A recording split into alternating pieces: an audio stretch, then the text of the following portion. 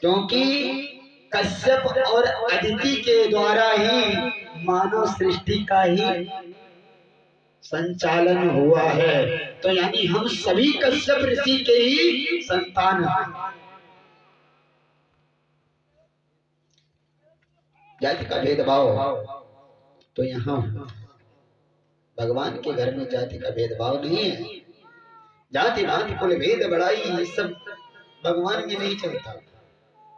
भगवान ने जब पैदा किया तो क्या सर्वप्रथम सब मम प्रिय सब मम उपजाए, सब मम प्रिय सब मम उपजाए, सब मम प्रिय सब मम उपजाए, सब मम प्रिय सब मम उपजाए, सबते अधिक मनुज मोहि भाए, सबते अधिक मनुज मोहि भाए। भगवान ने स्वयं कहा कि सभी मुझे प्रिय हैं। क्या कहा? सभी मुझे प्रिय हैं और सभी मेरे ही उपजाए हुए हैं।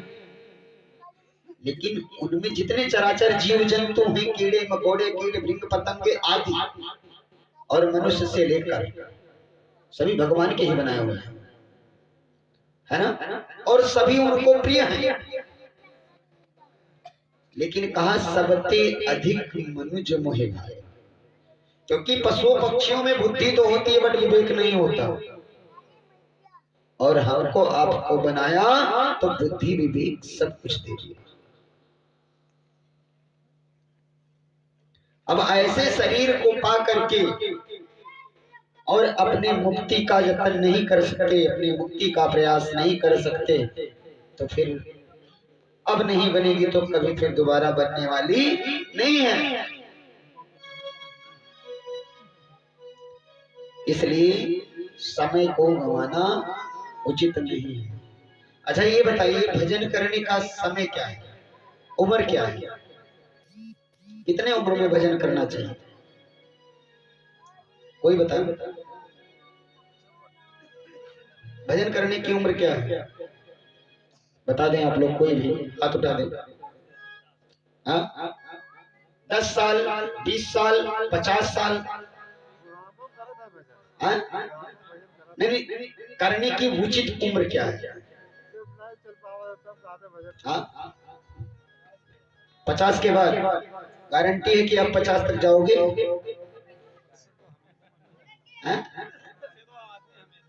नहीं नहीं नहीं, सुनिए, उम्र नहीं है इसकी कोई। यदि भजन की उम्र होती तो महाराज ध्रुव को नहीं मिलते भगवान, प्रहलाद को नहीं मिलते। भजन की कोई उम्र नहीं होती, क्योंकि जो कहते हैं कि बुढ़ापे में भजन करेंगे उनकी गारंटी है कि हम बुढ़ापा देखेंगे। जब आप बुढ़ापा देखोगे ही नहीं तो भजन क्या खाक करोगे? तो भजन का बंधु कोई उम्र नहीं है। अभी भी भजन करो, जब से जन्म ले लिया तब से भजन करो, क्योंकि भगवान ने जब आपको इस धरातल पर भेजा तो कुछ वादे करके भेजा। इसलिए नहीं भेजा था कि आप जाकर के खाना पीना सोना ऐश करना, इधर उधर लड़ाई झगड़े करना, मार काट करना, इसके लिए नहीं भेजा था। कहा था जाकर के मेरे भजन को करो। लेकिन यहाँ पे आकर के सब भूल गए, है ना? सब भूल जाते। तो इसमें गलती नहीं है। ये जीव माया जो है ये जीव को ही पकड़ती है, माया ब्रह्म को नहीं पकड़ती। और जब तक ये जीवात्मा ब्रह्म के पास होता है तब तक माया उसके पास नहीं आती। लेकिन जो ही इस पृथ्वी पर पैर रखता है तो भूमि पर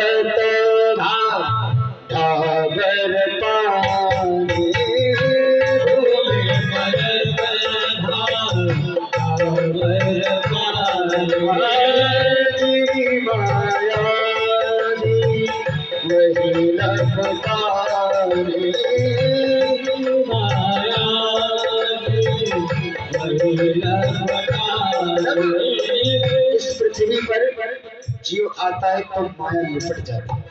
जैसे आकाश से जब जल गिरता है तो एकदम निर्मल होता है, एकदम शुद्ध, लेकिन इस पृथ्वी पर पड़ने के बाद वो मटमैला हो जाता है। उसी प्रकार से जब जीवात्मा वहां से आता है तो एकदम पवित्र होता है, लेकिन पृथ्वी पर स्पर्श होते ही वो माया से लिप्त हो जाता है। तो ऐसा समझाते हुए संत जी कहते हैं, महाराज मैंने तो सोचा था कि ये भगवान के लिए रो रहा है, लेकिन ये तो पुत्र के लिए रो रहा है। लेकिन ठीक है, फिर भी इसका कल्याण करना हमारा धर्म है, क्योंकि संत संत होता है। तो संत जी महाराज ब्राह्मण देवता के पास पहुंचे, कहा कि हे ब्राह्मण देवता, आप किसके लिए रो रहे हो? पुत्र के लिए रो रहे हो? हाँ महाराज, मैं पुत्र के लिए रो रहा हूं। तो पुत्र संसार में किसके काम देते हैं, जरा बताओ। और कहा संत जी ने कि हे ब्राह्मण देवता, बेटा बेटियों के चक्कर में मत पड़ो, ये महा अज्ञान है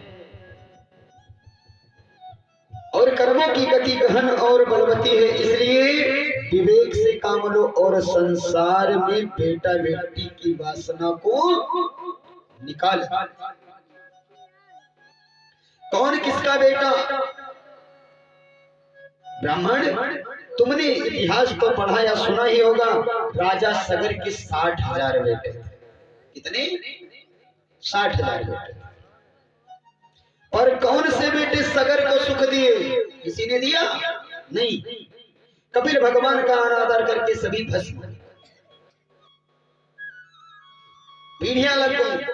फिर उनको तारने में जब तब जाकर भगीरथ पूर्वजों का उद्धार कर पाए। धर्मात्मा अंग का नाम तो सुना ही होगा, संतानहीन थे, बड़े बड़े यज्ञ किए, तब जाकर एक बेटा हुआ। और सो निकल पड़ा महानास्तिक, जिसका नाम बेन। बेन भगवान का भक्ति नहीं करता था। अरे इतना उसने आतंक फैला दिया कि कहा कि यदि कोई भगवान का नाम लेगा उसका धड़ से सर कलम कर दूंगा। इसलिए आप लोगों को अब मेरा नाम कहना होगा, ओम बेनाय नमः। यदि कुछ करना है तो ओम बेनाय नमः कह करके और पूजन करना है। तो बताइए ऐसे बेटे को लेकर के क्या करोगे?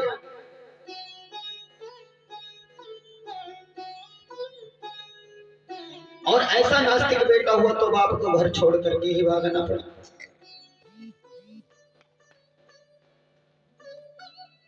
तो बेटे के हो जाने से तुम सुखी नहीं हो जाओगे।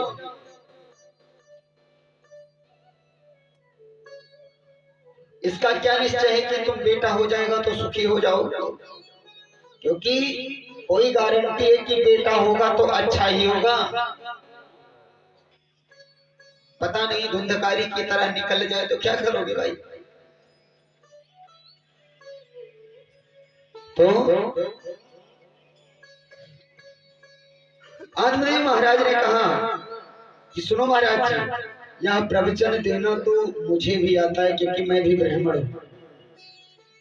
क्योंकि प्रवचन तो हर कोई दे सकता है, हर कोई किसी को समझा सकता है, लेकिन कुशल बहु तेरे जय आचरहित नर लाघने। दूसरे को उपदेश देने में तो कोई बहुत बड़ी बात नहीं, सभी बैठ कर दे सकते हैं, लेकिन यदि अपने पे आचरण करना हो तो कहीं हजारों और लाखों में एक मिलेंगे जो दूसरे को समझाते हुए ही अपने पर आचरित करते हैं। तो कहा महाराज यह प्रवचन तो मुझे भी आता है, मैं दे सकता हूं, मैं भी पढ़ा लिखा हूं, लेकिन अरे आप बाबा बैरागी हो। संत जी से ब्राह्मण देवता ने कहा आप बाबा बैरागी हो, आपको क्या पता कि बेटे का सुख क्या होगा? क्योंकि पर घर बालक लाज न भीरा, वहां जगजान प्रसव के पीरा। जिसके घर में बच्चे ना हो उससे जाकर के, जिसके बच्चे कभी नहीं हो उससे जाकर के पूछा जाए कि बेटे का दर्द क्या होता है, तो क्या जाए।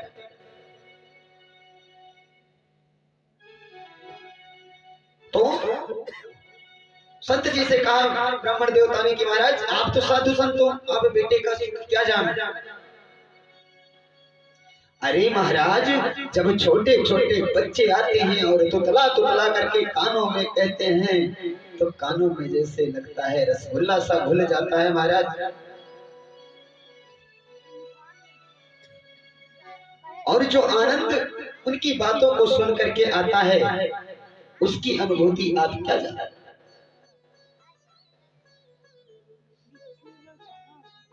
और ये कान उस तोतली वाणी को सुनने के लिए कब से तरस रहे हैं। मुझसे कोई ऐसा बात करने वाला बालक ही घर में नहीं। गृहस्था सरसोलो के पुत्र पौत्र समन्विता। छोटे छोटे बच्चे बच्चों की जब किलकारियां गूंजती हुई घर में, गृहस्थी की आनंद कुछ अनोखा ही होता है महाराज। मुझे आपका कोई प्रवचन नहीं सुनना, आप चले जाओ।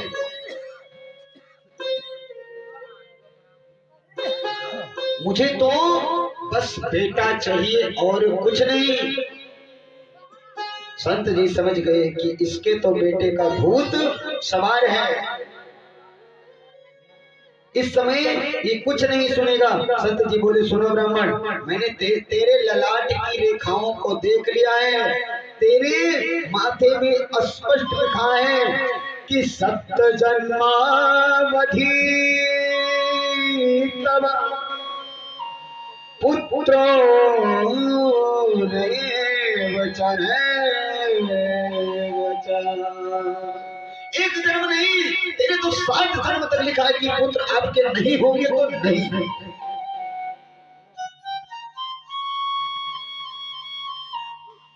तो आज की बात छोड़, 7 जन्म तक तेरे बेटे होने वाले नहीं है।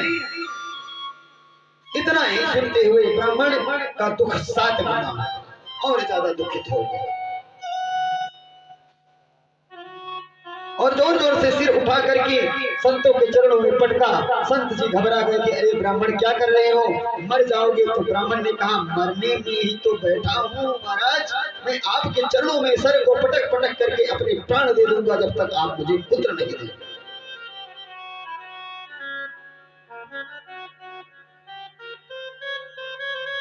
मैं अपने दुख से वैसे ही मर रहा था, पर आपने मेरे दुख को तो 7 गुना और बढ़ा दिया। मैं तो इसी जन्म के लिए रो रहा था, पर आपने 7 जन्मों के बारे में बता दिया कि पुत्र नहीं है।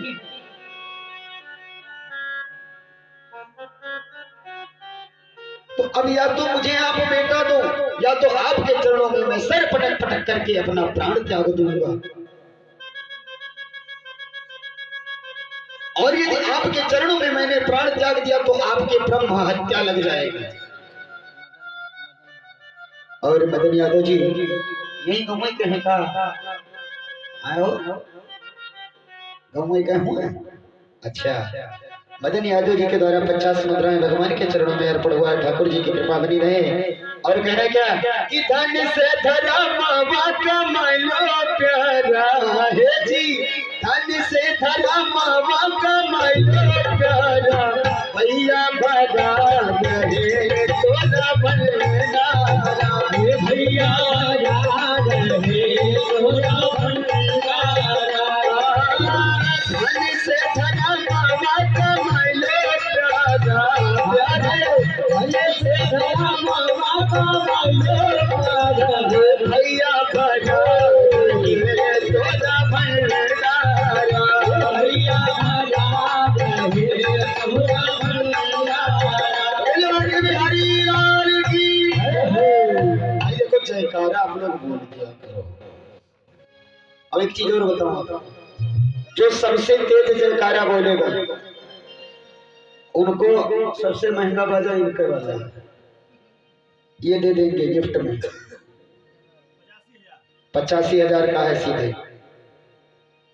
और दूसरी प्राइस है ये 55,000 और सबसे 10,000 का ये और सबसे हाई क्वालिटी का प्राइस मजीरा है।